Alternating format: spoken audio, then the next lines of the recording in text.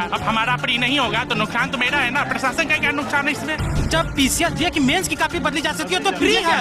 ये भ्रष्टाचार नहीं, भ्रष्टाचार का अपडेटेड वर्जन है, नॉर्मलाइजेशन।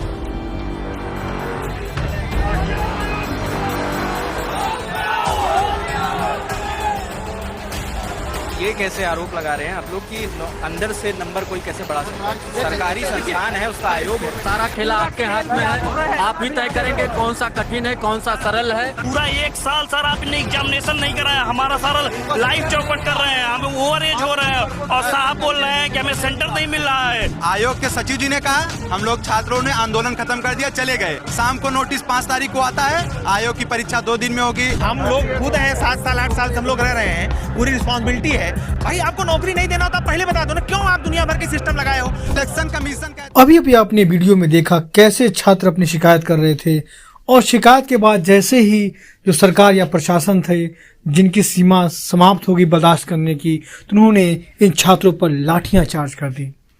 ये छात्र हैं, कोई अपराधी नहीं है, कोई दंगाई नहीं है, कोई इन्होंने कोई अपराध नहीं किया है या कोई गुंडे नहीं है जिन पे पुलिस ने लाठियां चार्ज की। ये वही हैं जो इस राज्य को चलाना चाहते हैं, जो उत्तर प्रदेश लोक सेवा आयोग में एक अफसर बनना चाहते हैं और राज्य की सेवा करना चाहते हैं। अजीब बात यह है कि वह जिस नियम का विरोध कर रहे हैं उसी नियम से वो दरोगा या फिर वह अफसर भी पास होके आए हैं और आज उस आयोग में बैठे हैं और कार्रवाई कर रहे हैं और उस नौकरी का फायदा उठा रहे हैं। परंतु आज उसी की देन के अनुसार ही जब छात्र ये कह रहे हैं कि पुरानी जो व्यवस्था है वही सही है, नॉर्मलाइजेशन का जो सिस्टम है बिल्कुल सही नहीं है और पेपर एक शिफ्ट में होना चाहिए ताकि धांधली ना हो, इसके बावजूद भी सरकार ने क्या किया आप देख रहे हैं। सरकार ने क्या किया, देखते देखते क्या हुआ, बच्चों पे लाठी चार्ज हो गई और कुछ छात्र घायल भी हो गए और बहुत भगदड़ मच गई। आखिर ये कब तक छात्रों के साथ ऐसा होता रहेगा? आखिर कब तक कोई बड़ी बड़ी बातें हाँकता, कोई कहता है कि हम विश्वगुरु हैं या कोई कहता है कि कोई हम ये सरकार चलाते हैं वो सरकार चलाते हैं, और कुछ लोग ये भी कहते हैं कि हमारा शासन है तो कुछ भी चूक नहीं हो सकता है। तो साहब जब चूक नहीं हो सकता है तो ये चूक कैसे हो जाती है?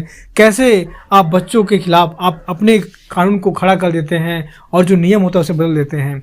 नियम बदलना है तो बदलिए, परंतु नियमों के अनुसार बदलिए और जिसके लिए बना रहे हैं नियम, जिसका नियम चल रहा है उसके अनुसार ही नियम होना चाहिए। मनमाना नियम नहीं चलेगा और जब नहीं चलेगा तो दोस्तों इस पे विद्रोह तो करेंगे और छात्र अपना धरना प्रदर्शन करेंगे।